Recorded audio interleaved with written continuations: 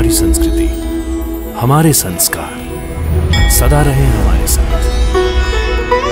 भारत के महान ग्रंथों और काव्यों का संपूर्ण संकलन। सब्सक्राइब करें तिलक। कई तरीके की एलईडी लाइट्स आपके घर और ऑफिस के लिए। GR LED lights, make India bright.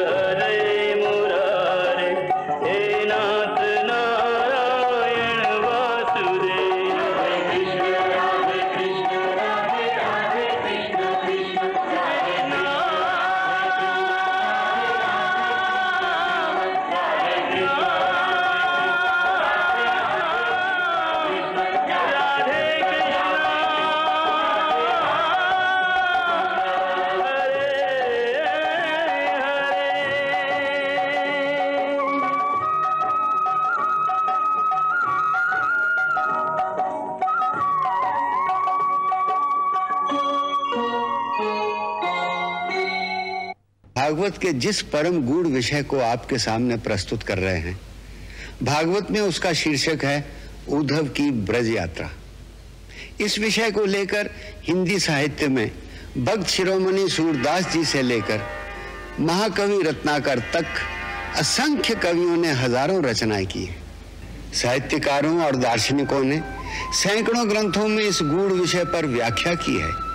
फिर भी ऐसा ही लगता है कि कोई भी पूरी तरह इस विषय की गहराई में डूबकर इसकी सतह तक नहीं पहुंच पाया। हजारों वर्षों से बड़े बड़े संत और कथावाचक उद्धव के ब्रज गमन की कथाएं सुनाते आ रहे हैं कि किस प्रकार श्री कृष्ण ने उद्धव को इसलिए ब्रज भेजा कि वहां जाकर वो राधा और गोपियों को ब्रह्म ज्ञान प्रदान करके उन्हें मुक्ति का रास्ता दिखाएं, और कृष्ण प्रेम के कारण विरह के जिस दुख सागर में वे डूब रही हैं, उस दुख के अंधकार से निकालकर उन्हें ज्ञान की रोशनी प्रदान करें, जिससे वो मोह के माया जाल से निकलकर एक शाश्वत शांति को प्राप्त हो।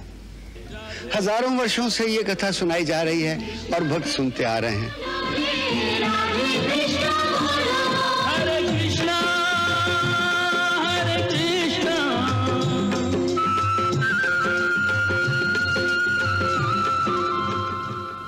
परंतु अध्यात्म के मिस्टिसिज्म की भांति ये उद्धव प्रसंग इतना गूढ़ और गहन है कि कोई भी माइका लाल इसका दावा नहीं कर सकता कि मैंने इसकी गूढ़ फिलॉसफी को समझ लिया है और मैं अब दूसरों को इसका अर्थ समझा सकता हूं।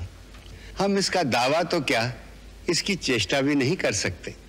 हमने तो जो कुछ ग्रंथों में पढ़ा है, जो कुछ साहित्य में ढूंढा है, जो कुछ महात्मा संतों और बड़े बड़े कथावाचकों से सुना है, उसी का आधार लेकर जैसी हमें भगवती वीणा पाणी ने प्रेरणा दी है, वैसी ही कथा हम आपके सन्मुख प्रस्तुत कर रहे हैं।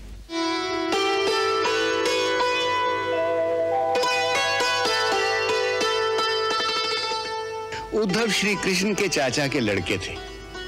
आयु में श्री कृष्ण से थोड़े बड़े। उनका असली नाम बृहदबल था। बाल्यकाल में ही उन्हें देवताओं के गुरु भगवान बृहस्पति ने अपना शिष्य बना लिया था।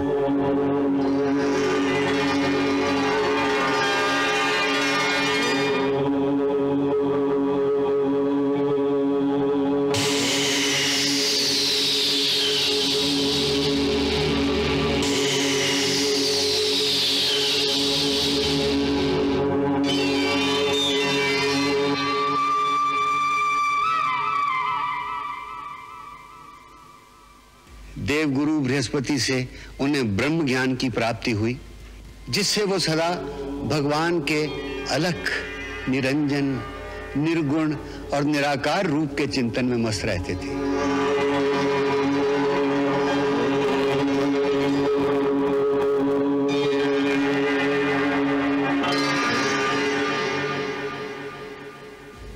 इसलिए ये जानते हुए भी कि श्री कृष्ण पूर्ण ब्रह्म के अवतार हैं, उन्हें श्री कृष्ण के इस साकार शारीरिक रूप से कोई मोह नहीं था। और जैसा अक्सर ज्ञानियों में होता है, उनके अंतर में भी कहीं ज्ञान का अहंकार छिपा हुआ था।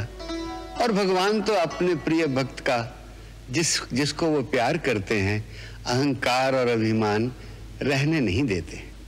इधर श्री कृष्ण जब से गोकुल से मथुरा आए हैं, राजकाज के कामों ने उन्हें चारों ओर से घेर रखा है। आते ही उन्होंने सर्वप्रथम कंस का वध करके उस आतताई के अत्याचारों से प्रजा को मुक्ति दिलाई। फिर माता पिता को कंस के कारागार से मुक्त कराया। महाराज उग्रसेन को काल कोठरी से निकालकर उनका पुनः राज तिलक कराया। फिर राजकुल की मर्यादा अनुसार यज्ञोपवीत धारण करके गुरु आज्ञा से सांदीपनी मुनि के आश्रम में जाकर विद्या अध्ययन किया। उनसे केवल 64 दिनों में 64 विद्याएं ग्रहण की।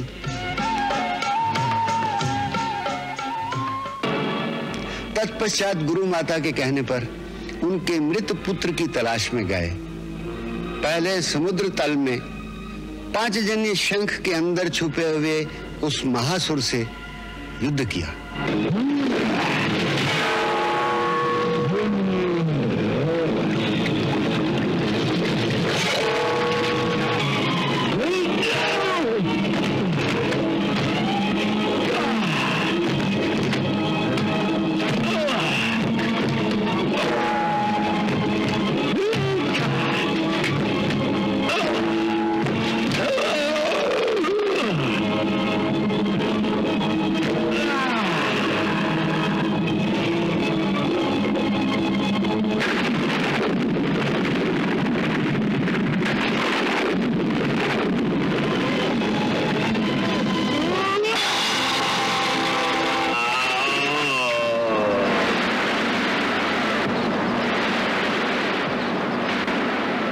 फिर स्वयं यमपुरी यमराज के पास गए, वहां से पुनर्दत्त को लेकर आए और उसे पुनर्जीवन प्रदान करके गुरु दक्षिणा का कर चुकाया। तत्पश्चात जब जरासंध ने कई अक्षौहिणी सेना के साथ मथुरा को घेर लिया, तो दाऊ भैया के साथ अकेले ही उनकी सारी सेना का संहार किया।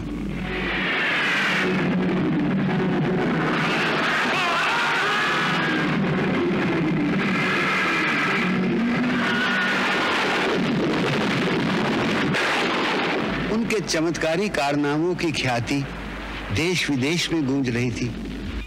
प्रजा अपने तारनहार को पाकर खुशी से पागल थी। चहुं और उनकी जय जयकार हो रही थी।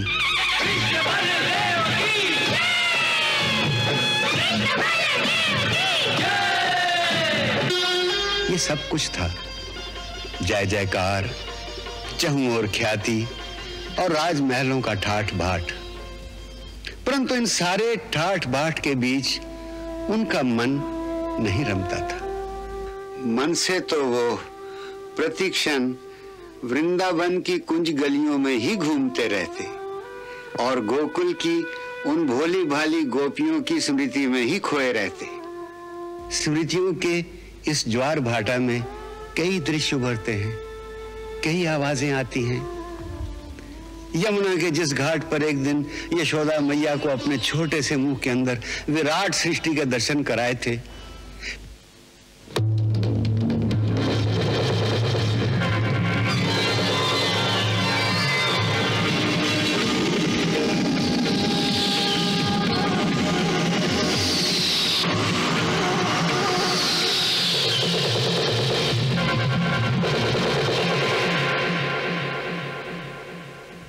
फिर उसी यमुना घाट पर बड़े होकर राधा के साथ कितनी ही सांझें चुपचाप एक दूसरे को देखते हुए ही बिता दी थी।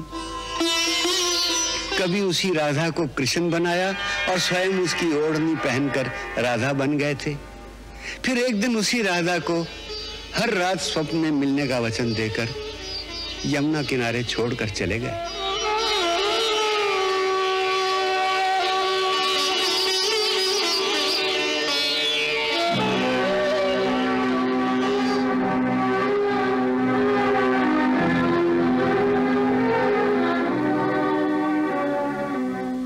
नंद बाबा के जिस घर में कभी माँ का माखन चुराकर घुटनों के बल भागते रहते थे, उसी घर में कभी माँ को सांप से भी डराया था।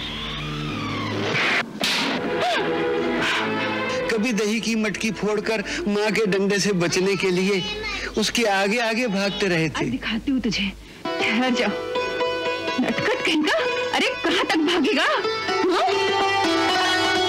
कब तक भागेगा? हाँ लल्ला रुक जा, मैं कहती हूँ।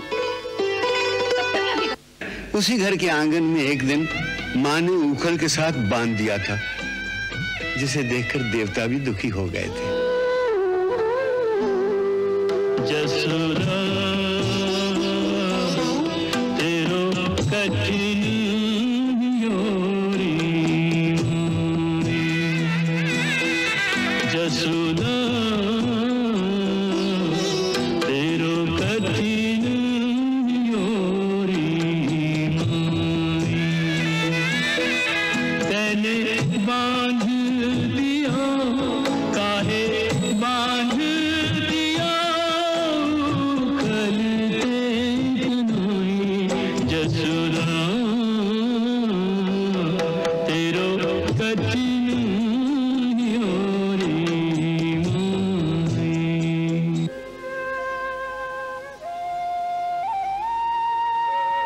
फिर एक दिन उसी आंगन में माँ को सदा के लिए छोड़कर मथुरा चले आए थे।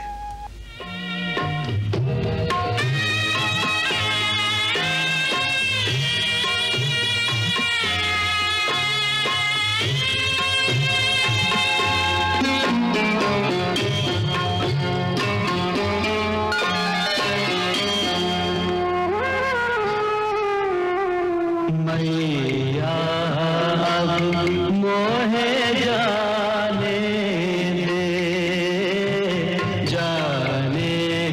दे मोहे मथुरा जाना प्यार दुलार से पालने वाली अपने लाल को मत बिसराना मत बिसराना।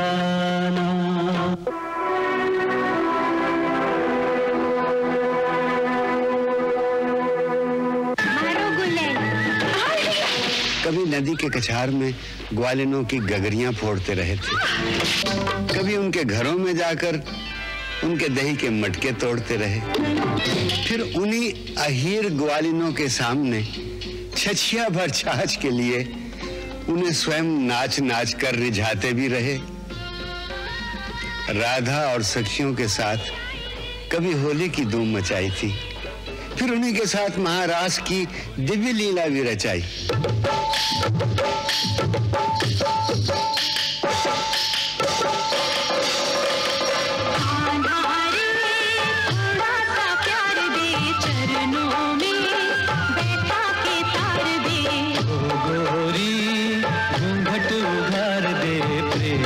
भिक्षा झोली में डाल दे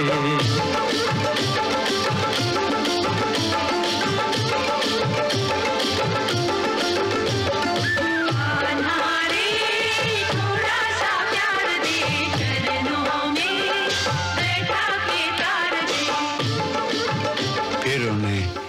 वो दृश्य याद आता जब राधा से अंतिम विदा लेने गए थे। कुछ मांगू? मांगो।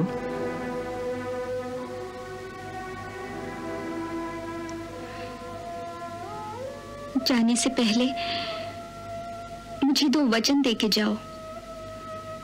कहो। पहला ये कि केवल स्वप्न में ही नहीं, बल्कि जब तक मैं इस धरती पर रहूं, मेरे हृदय में प्रतिक्षण आप ही का वास रहे। और दूसरा?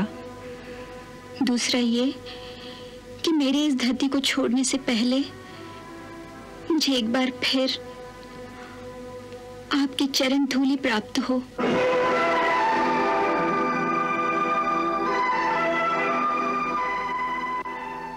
अच्छा।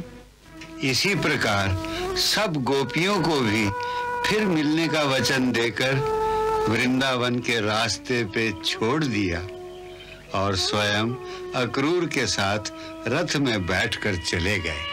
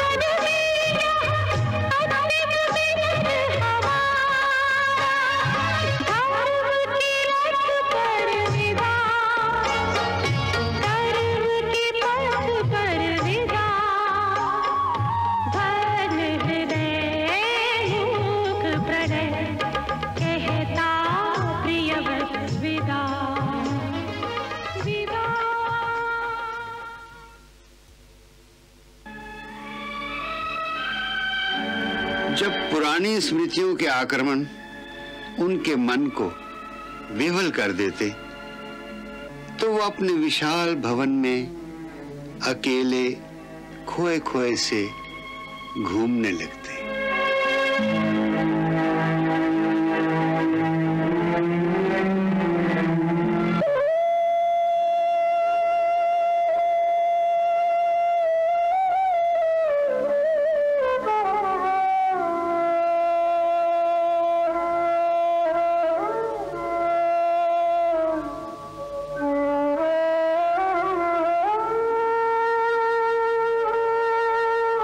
सहसा चारों तरफ से कुछ परिचित आवाजें सुनाई देने लगती।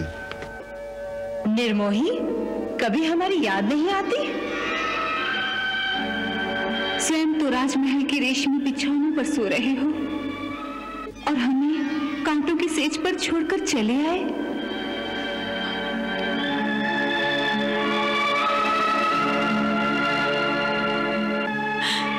वहां की जय जयकार में खो गए हमारे हृदय की हाहाकार कभी सुनाई नहीं देती।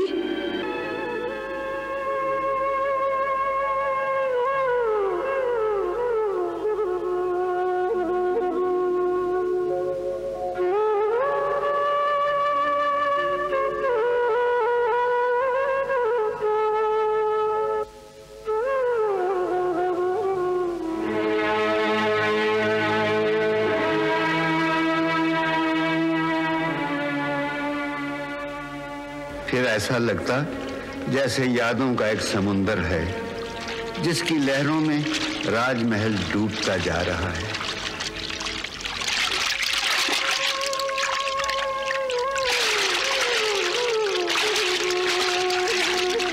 पुरानी यादों की लहरें उन्हें चारों ओर से इस तरह घेर लेती जैसे एक किश्ती किसी तूफान की लहरों में यूं घिर जाए कि उस तूफान से बाहर निकलने का उसे रास्ता भी दिखाई न दे। वो चुपचाप इस दृश्य में खोए रहते।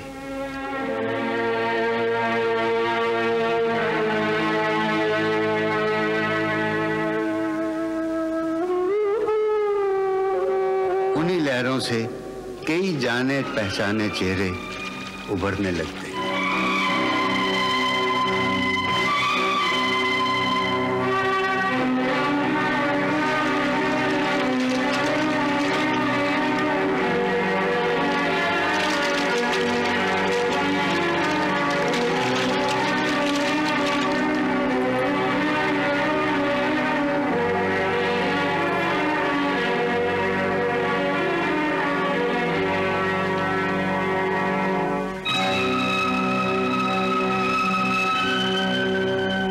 गए थे जल्दी ही लौट आऊंगा।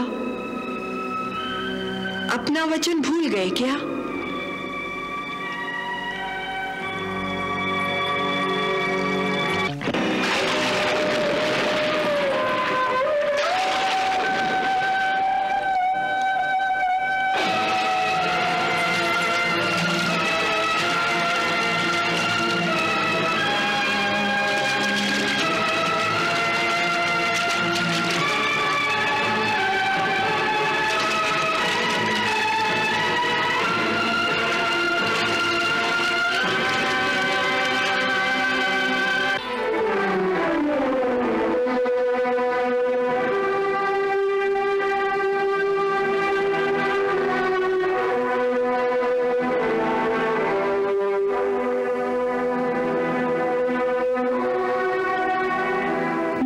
ठाट-बाट में भला गोकुल की धूल भरी गलियां तुम्हें क्यों याद होंगी कान्हा?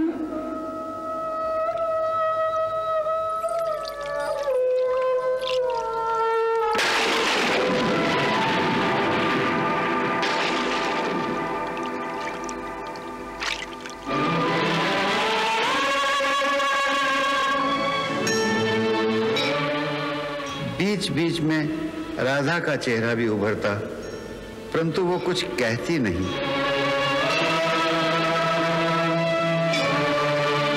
चुपचाप देखती रहती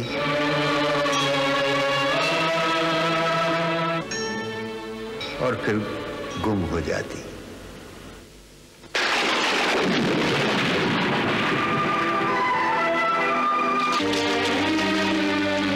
क्यों रे कृष्ण, सुना है वहां कोई कुब्जा है, उस पर बड़े रिझे हुए हो? क्या वो हमसे अधिक प्रेम करती है? हमसे अधिक प्रेम तो तीनों लोगों में कोई भी नहीं कर सकता तुमसे कान्हा। जा रे, तुझे भला हम जैसे अनपढ़ ग्वालिनों से क्या काम? तू तो अब नगर वाला हो गया है ना कान्हा? जिस रास्ते पे छोड़ गए थे कान्हा, अब तक हम लोग वहीं खड़े हैं कान्हा। सब कुछ भुलाकर कर्तव्य पालन का बहाना बनाकर चले गए थे ना तुम? क्या अभी तक पूरा नहीं हुआ तुम्हारा कर्तव्य पालन? क्या तुम्हें हमारी याद नहीं आती है कि हम राह तकती रहती हैं? याद है कान्हा, तुमने एक बार मेरी गगरी फोड़ी थी? याद है, तुमने हमारे वस्त्र चुरा लिए थे। क्या अभी तक पूरा नहीं हुआ तुम्हारा कर्तव्य पालन? कब आओगे कान्हा? कब आओगे? कब आओगे कान्हा?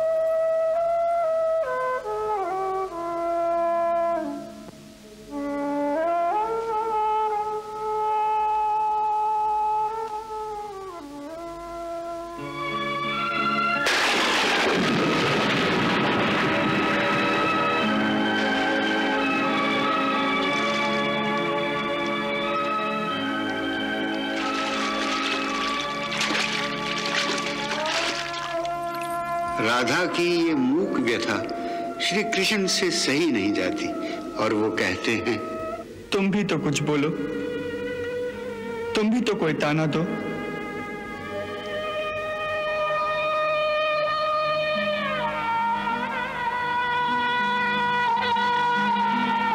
राधे, क्या तुम भी इनकी तरह मुझे छलिया समझती हो?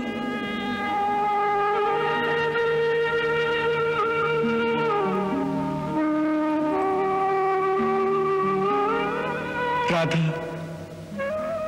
एक तुम ही तो हो जो मेरी विवशता को समझ सकती हो। यदि तुम भी मुझसे रूठ गई तो मैं अपने कर्तव्य पथ पर किसके सहारे आगे बढ़ूंगा?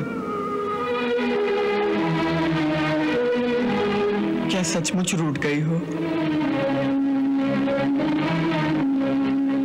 राधे, यदि तुम मुझसे नहीं बोलोगी तो मेरे हृदय की धड़कन बंद हो जाएगी। मुझ पे गुस्सा करो, मुझे ताने दो, परंतु कुछ तो बोलो, कुछ तो बोलो राधा। राधा, बोलो ना राधा, ऐसे मत रूठो राधा, मुझसे बोलो राधा। ये बेचारी क्या बोलेगी?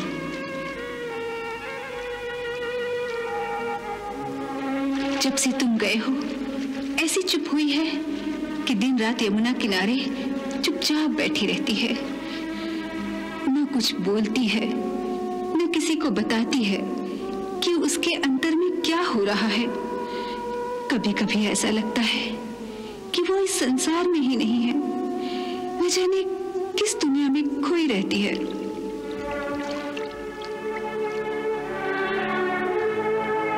और ऊपर से तुमने वचन भी ले लिया था कि आंसू नहीं बहाना। बेचारी रो लेती तो दिल की भड़ास तो निकल जाती। बेचारी पत्थर हो गई है।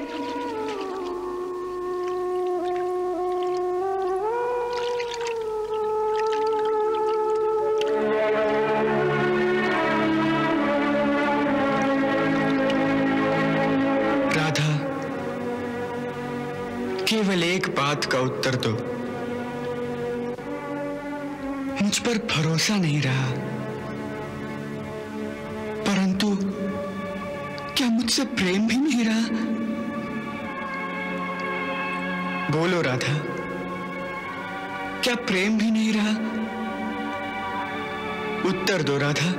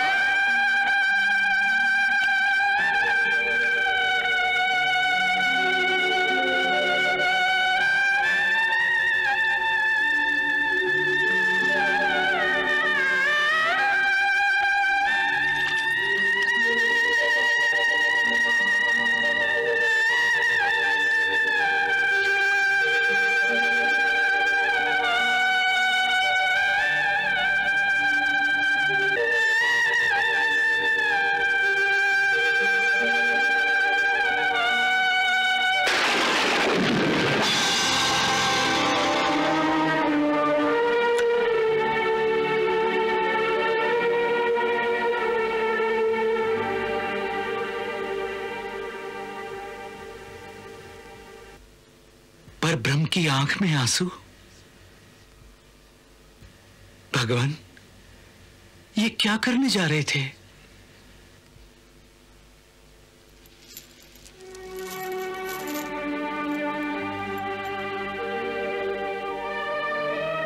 पर ब्रह्म की आंख से आंसू यदि धरती पर गिर जाता तो इस सारी प्रकृति का क्या होता?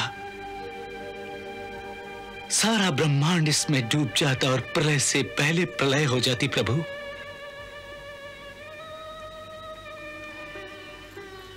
गंगा का वेग तो भगवान शिव ने रोक लिया था, परंतु आपके आंसू का वेग भगवान शिव भी ना रोक पाते। भगवान, आप ये अनर्थ क्यों करने जा रहे थे? उद्धव भैया, राधा हमसे रूठ गई है, बोलती नहीं है हमसे। राधा? कौन राधा? क्या राधा आपसे अलग है प्रभु?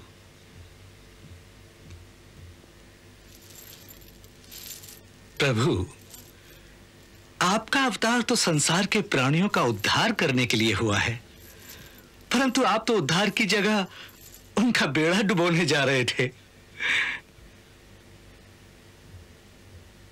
इसका कारण प्रभु? भैया, मैं क्या करूं? मन बहुत व्याकुल है। क्यों? मोही ब्रज पिसरत नाही, मोही ब्रज पिसरत नाही उद्धव भैया। ब्रज की वो कुंज गलियां, गोपियों का स्नेह, यशोदा मैया की लाठी, नंद बाबा का दुलार, राधा का निश्चल प्रेम, वो सारी यादें मिलकर जैसे एक साथ मुझ पर आक्रमण करने लगती है। मैं लेटता हूं तो चारों ओर से जैसे मुझे घेर लेती हैं। और आज तो राधा ने ऐसा मौन धारण किया कि उसकी दशा देखकर मुझे भी रुलाई आ गई। उद्धव भैया, मुझे भी रुलाई आ गई।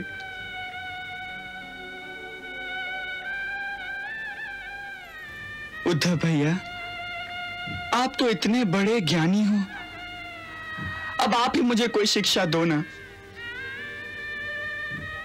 जिससे चित्त की चंचलता को शांति मिले और मैं इस मोह के बंधन से छूटूं। भैया,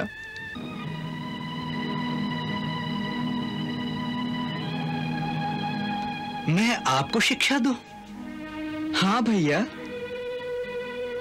क्या शिक्षा दूं?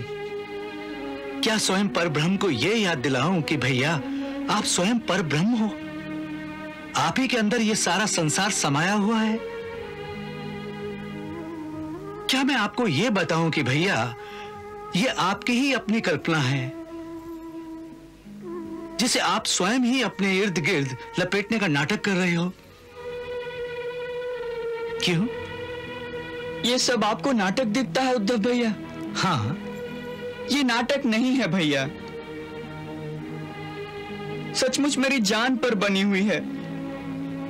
अंदर से फूट फूट के रोने को जी चाहता है। बस इसीलिए आपसे सहायता मांग रहा हूं। इस समय मैं भावना की नदी में डूबता जा रहा हूं भैया। अब आप ही अपनी ज्ञान की नौका में बिठाकर मुझे इस मोह के सागर से बाहर निकालो। बस बस बस, ये भावना का नाटक बंद करो। ये उन्हीं भोली भाली ग्वालिनों को सुनाकर उन्हीं चलते रहो। मुझ पर ये हथियार नहीं चलेंगे।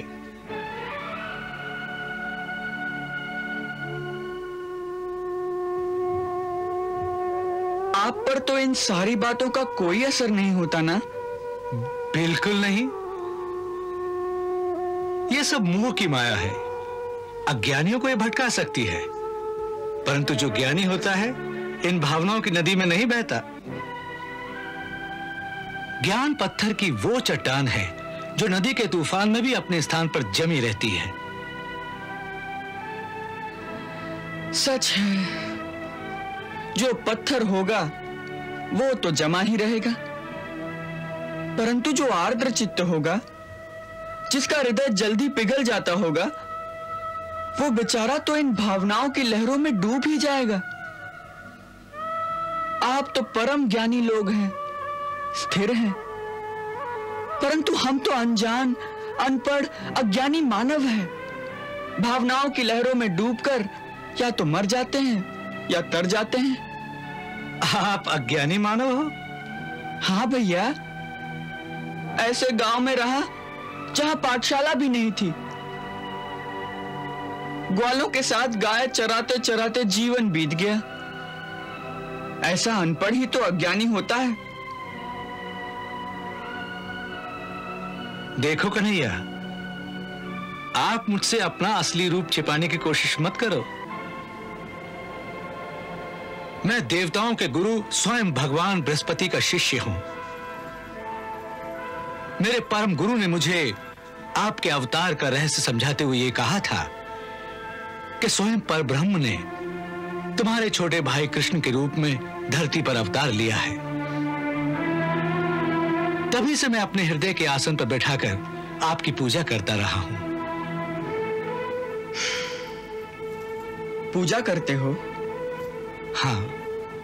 तो क्या दिखाई देता है? एक निराकार तेज, अनंत तेज।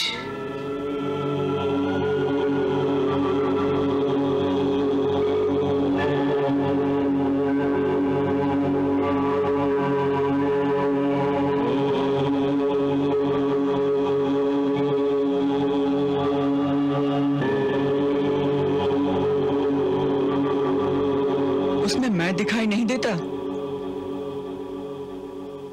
मेरा मुंह, मेरे हाथ पैर, मेरी आंखें। आपके हाथ पैर आंखें?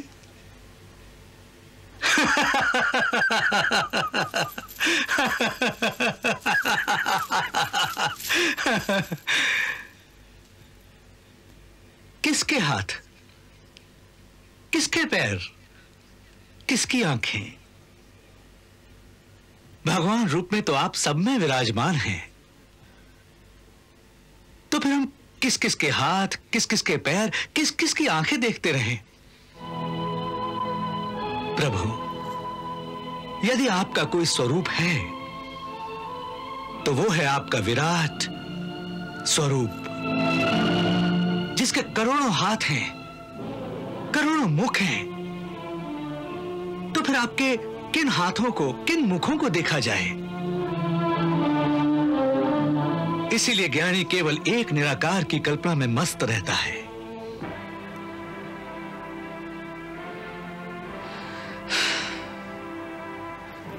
इसीलिए आपको इस समय बेचारे कृष्ण का यह वास्तविक रूप दिखाई नहीं देता, जो मोह और भावना की लहरों में डूबता जा रहा है। देखो ना, उनकी भावनाओं की लहरें किस प्रकार मेरे कक्ष में छलछला रही हैं। आपके तो दिव्य चक्षु हैं, आप तो स्वयं देख सकते हैं।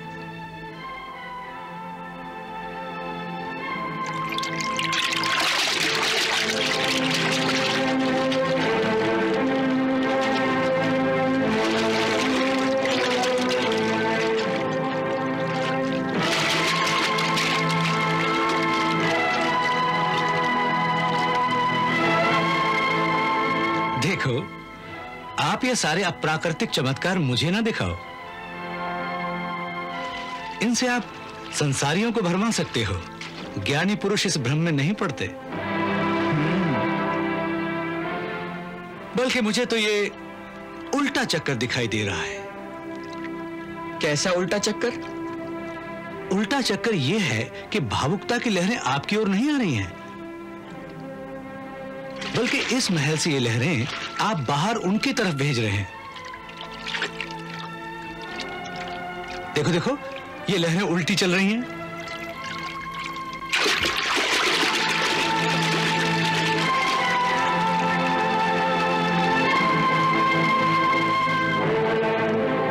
प्रेमी और ज्ञानी में यही तो अंतर है कि प्रेमी को जो लहरें अपनी ओर आती दिखाई देती हैं, ज्ञानी को वही लहरें अपने से दूर जाती दिखाई देती हैं। क्योंकि ज्ञानी सत्य देखता है। इसलिए मुझे तो यह दिख रहा है कि आप ये लहरें उनकी ओर भेजकर उन्हें भावना की लहरों में गोते खिला रहे हो। आपके प्रेम में उनके डूबने, गोते खाने और तड़पने का दृश्य देखकर जो आनंद प्राप्त होता है, इसलिए कौतुक कर रहे हो। और मुझे आप पर तरस नहीं आता, क्योंकि इससे ना तो आपको कुछ होता है और ना होगा,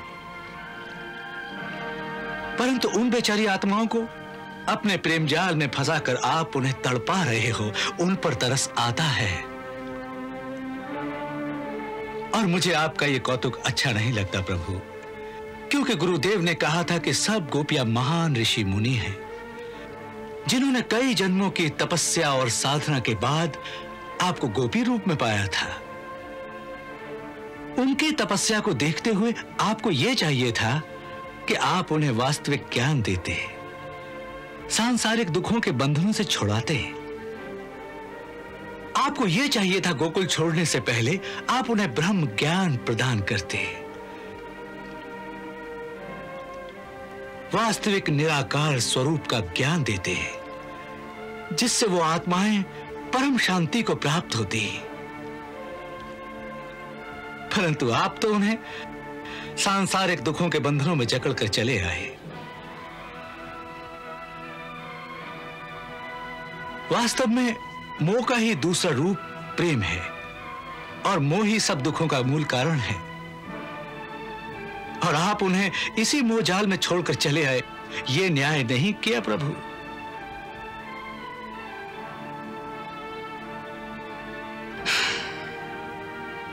चलो मान लिया कि मैंने उनके साथ घोर अन्याय किया है, परंतु अब जो परिस्थिति इतनी बिगड़ गई है तो उसके लिए मैं क्या कर सकता हूं?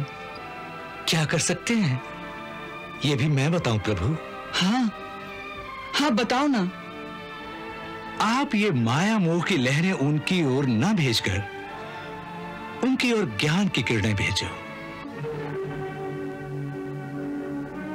मोह के अंधकार में फंसे हुए उनके जीवन में ज्ञान का प्रकाश फैलाओ, जिससे वो आपके सुंदर नर शरीर के मोह में फंसने की जगह आपके वास्तविक सच्चिदानंद निर्गुण स्वरूप को देखें, जिससे उन्हें शाश्वत शांति की प्राप्ति हो। बोलो, मैं सच कह रहा हूं कि नहीं?